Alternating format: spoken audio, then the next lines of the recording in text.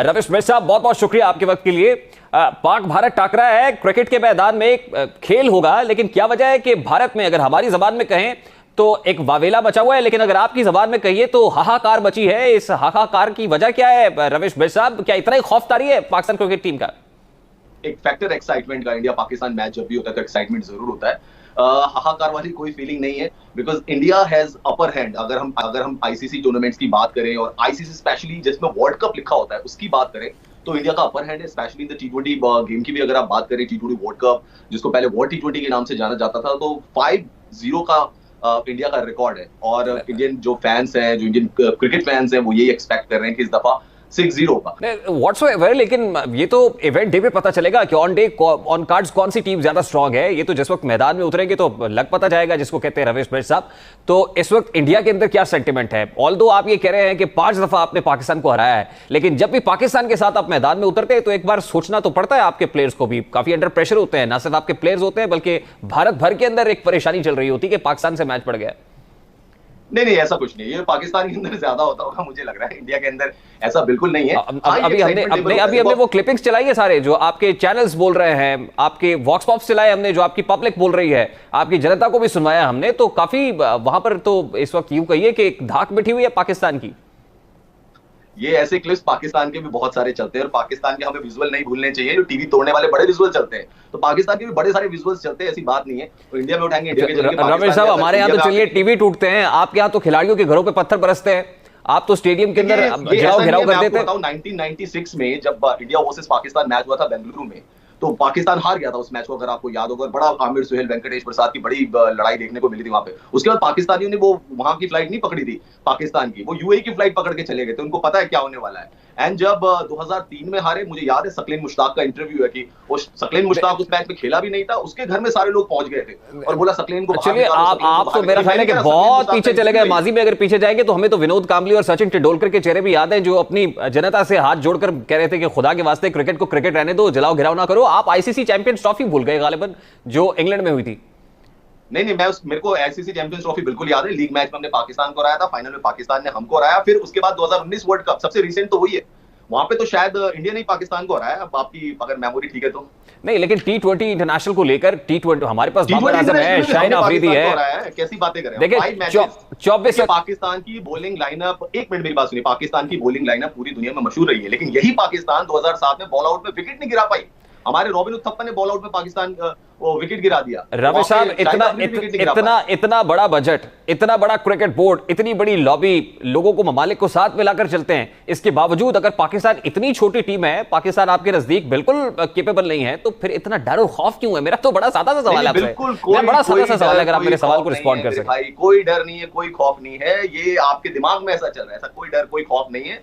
It's a match, cricket match है। अब हम इसको उसी तरीके से ले रही है। जैसा मैंने कहा कि एक्साइटमेंट लेवल होता है, क्योंकि अब इंडिया पाकिस्तान के मैचेस इतने नहीं होते, तो यूएसपी जो बनती है वो आईसीसी मेरे ख्याल से टूर्नामेंट्स में ही बचती है। ऐसा कोई अच्छा, ये मुझे सिर्फ ये बताएं रवि साहब, ये आपने कैसे सोच लिया कि आईसीसी का इवेंट है, इंटरनेशनल T20 वर्ल्ड कप आप खेलने जा रहे हैं और आप वहां पर ये कहें कि पाकिस्तान के साथ मैच नहीं खेलना, आईसीसी पाकिस्तान को आइसोलेट कर दे? ये सोच कैसे लिया आपने?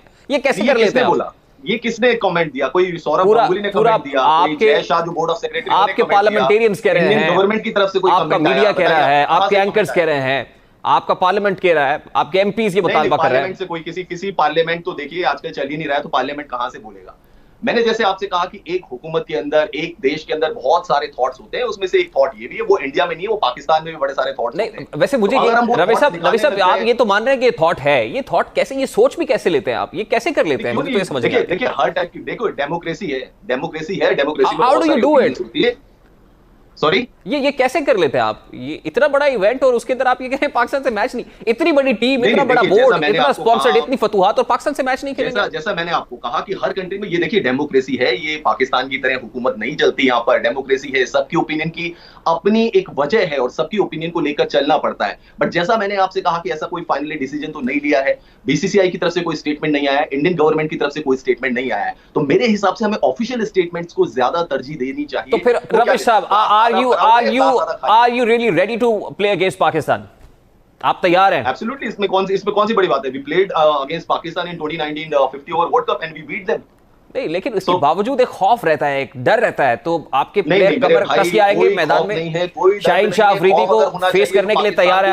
वर्ल्ड कप में उनकी परफॉर्मेंस खराब हो जाती है। हमारी बड़े बड़े खिलाड़ी लेकर आए, 92 में उन्होंने वर्ल्ड कप जीता, इमरान खान, वसीम अकरम, बड़े बड़े खिलाड़ी उनके पास थे, नहीं जीत पाए वो। इंडिया ने कोई ज्यादा बड़ा टोटल नहीं बनाया था 92 वर्ल्ड कप हमारे तो चले 96 अपने घर में खेला, इमरान खान साहब फाइनल खेला, आपने नाम ले लिया है, वसीम अकरम कैप्टन, तब वो मैच हार गए। 2003 का बॉलिंग लाइनअप देख लीजिए, वकार यूनुस, वसीम अकरम, शोएब अख्तर, अजहर महमूद, सकीब मुश्ताक, अभी तक हमारी स्टार लाइनअप की धाक आपके दिल में बैठी हुई है। अभी तक आपको शोएब अख्तर नहीं भूले, और आपके जो क्रिकेट बोर्ड के चेयरमैन है जनाब सौरव गंगुली साहब, मेरा ख्याल वो भी नहीं भूले होंगे कि रेप्स पे बॉल पड़ती है तो फिर स्ट्रेचर आ जाती है।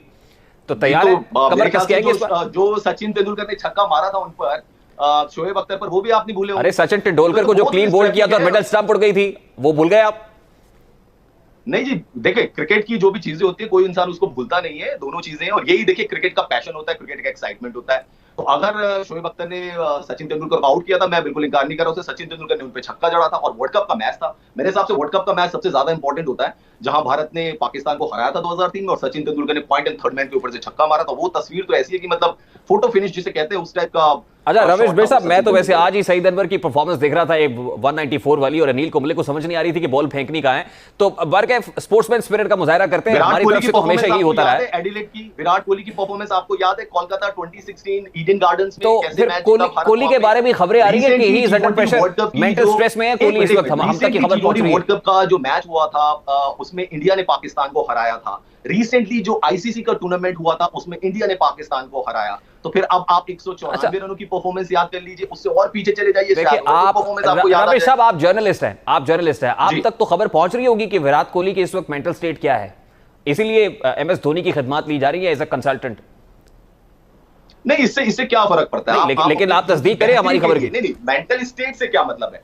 ये देखिए, एक आप बेहतरी के लिए जब एक स्टार 11 के सामने विराट कोहली खड़े होंगे तो अंडर प्रेशर तो होंगे, जब उनके सामने शाहीन अफरीदी होगा। और वकार यूनुस कहां है ये बता दीजिए, वो क्यों छोड़ के चले गए अचानक से? टीम को धरातल में क्यों छोड़ के चले गए? वो ऐसी क्या बता गई थी? पूरा टीम का सेटअप वो बना रहे थे, आप इसकी फिक्र क्यों कर रहे हैं? चले गए आप इसकी फिक्र क्यों कर रहे हैं? कोई कैप्टन ही नहीं है, वो शिप कैसे चलेगा मेरे भाई? हमारे कैप्टन बाबर आजम है, खिलाड़ी रिप्लेस करने पड़ गए। शोएब मलिक आपको याद आ गए, मोहम्मद हफीज आपको याद आ गए, वो सरफराज को तो आप पानी पिलवा रहे थे। आप सरफराज कुछ दिनों पहले 12th मैन भी नहीं रखा था आपने उनको वेस्ट इंडीज में, वो आपको याद आ गए। रमेश साहब, यानी आप हमारे 12th मैन से भी घबरा रहे हैं, आप हमारे 12वें खिलाड़ी से भी घबरा रहे हैं। 3 आईसीसी टूर्नामेंट जीते में महेंद्र सिंह धोनी ने। अच्छा चलिए, मुझे किसी को ऐसे उठा के नहीं ले आए कि रमेश साहब आप स्पोर्ट्समैन स्पिरिट का मुजाहरा कीजिए। मेरी आपसे यही गुजारिश है कि आप अपनी पब्लिक को भी समझाइए कि जो सेंटिमेंट वहां डेवलप हो रहा है इसको पॉलिटिसाइज मत कीजिए, बल्कि खेल को खेल रहने दीजिए, और उसका ये जेंटलमैन स्पोर्ट्स है, इसको गंदा ना कीजिए। टेंशन वाली बात नहीं है उसमें, ये जेंटलमैन स्पोर्ट है, इसको गंदा नहीं करना चाहिए। बिल्कुल गंदा नहीं करेंगे जी, बिल्कुल कोई दोनों ना पाकिस्तान और मुझे उम्मीद है कि हारने के बाद इस हार को भी खुले दिल से तस्लीम करेंगे, उसी की स्पिरिट में खेला जाएगा। ये तो कोई इंडियन क्रिकेट स्टेडियम भी नहीं है, ये तो दुबई का क्रिकेट स्टेडियम है, वहां पर तो आग लगाने की भी इजाजत नहीं होगी, पथराव की इजाजत भी नहीं होगी। तो उम्मीद है कि आप लोग खुले दिल का मुजाहरा करेंगे और हार को भी तस्लीम करेंगे। नहीं होगी वहां पे बॉल को चबाने की भी इजाजत नहीं होगी, वहां पर कोई फिक्स करने की भी इजाजत नहीं होगी, कोई इजाजत नहीं होगी, किसी चीज की नहीं होगी। आईसीसी के कंट्रोल में पूरा। रमेश भाई साहब, आप तो फिर सब्र का पैमाना लबरेज हो रहा है आपका। We wish you very best of luck, हम तो आपको गुड लक कहते हैं, हम नेक तमन्नाएं हमारी आपके साथ है। It's a game sir, it's a game. और बता दीजिए अपने प्लेयर्स को भी कि जरा चौकन्ने होकर आए, जरा फ्रेश होकर आए, कमर कस के आए, बिल्कुल चौकन्ने, टेंशन मत लीजिए। और कोहली साहब जो बड़ी स्ट्रेस में है, स्ट्रेस लेने की जरूरत नहीं है, गेम है, गेम को गेम समझकर खेलें। ये आपने कैसे भाप लिया कि कोहली साहब स्ट्रेस में और बाबर आजम बड़ा रिलैक्स कर रहे हैं? देखिए वर्ल्ड कप खेला जा रहा है, मेरे हिसाब से थोड़ी बहुत आपकी टेंशन होनी चाहिए, थोड़ा बहुत आपको सीरियस होना चाहिए। अगर बाबर आजम रिलैक्स है, अगर आपके रिजवान रिलैक्स है, दो ही बल्लेबाज है ना आपकी टीम में, तो अगर ये दोनों रिलैक्स है तो बिल्कुल इनको रिलैक्स नहीं रहना चाहिए। वर्ल्ड कप का गेम है, इंपॉर्टेंट गेम है, सीरियसली लेना चाहिए, तभी आप खिताब के करीब